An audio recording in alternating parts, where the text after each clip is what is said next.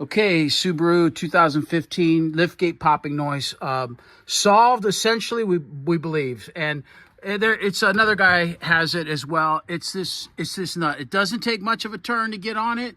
It doesn't come from the factory red Loctited like these nuts do. These are red Loctited, so of course they don't wobble or move. But I mean, it didn't take even a half a turn on that. You really don't feel the play.